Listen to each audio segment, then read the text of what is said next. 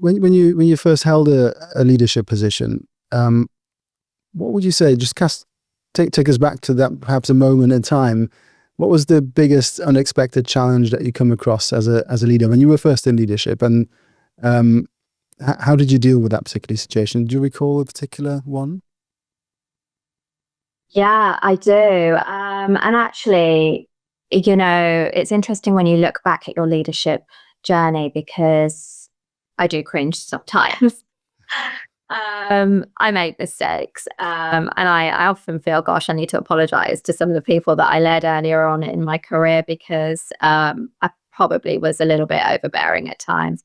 In terms of some of those challenges, I think what I've learned is I need to let go at times, and, wanting to kind of own everything and thinking, I know how this should be done. I soon realized that actually people will find their own path to the outcome. People have everyone's different. Everyone has a different way of getting to where they need to get to. As long as they get there and they get there within the timescales, then it should be fine. But yeah, I look back and I think, oh gosh, I should have handled that differently. But you learn from these things, don't you, as you move forward. But I truly believe, honestly, one of my fundamentals is that everyone comes to work to do a good job. No one turns up thinking, I intentionally want to do this badly, or, I'm trying to screw up here. It's up to us as leaders to make sure that they continue to be inspired to deliver outcomes, but also to give space to the people in your teams and allow them the opportunity to deliver. So I think that was probably one of the biggest lessons I learned in my leadership journey. Interesting. Do you think there was an element in the sort of early days of leadership that you had a sort of preconceived idea of what leadership is, and then later you developed your own style? And I think, you often look up to who your leader is at the time and think, oh, that's how it should be done. And, when I started my leadership journey at Cisco, I had some great leaders above me, but I also had some not great leaders around me. And I was trying to emulate and trying to be someone that I probably wasn't. And I think as time moves forward, coming back to being authentic, I think that has been one of those things that I've sort of anchored to.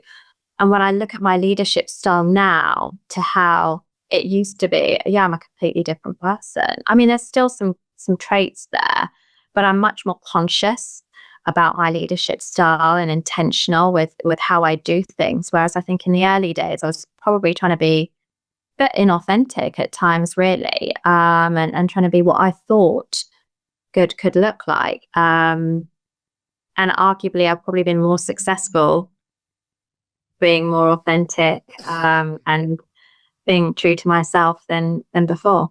I mean, let's dive into that. Your current leadership style, you alluded to it there. What do you think?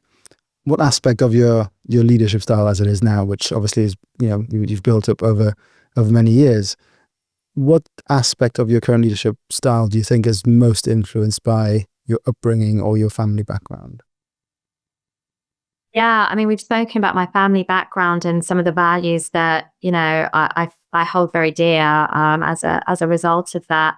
I think being inclusive and really being tolerant has been very key to who I am as a person, but also, reflected in my leadership style. And I do believe in being fair and being consistent in my approach to things.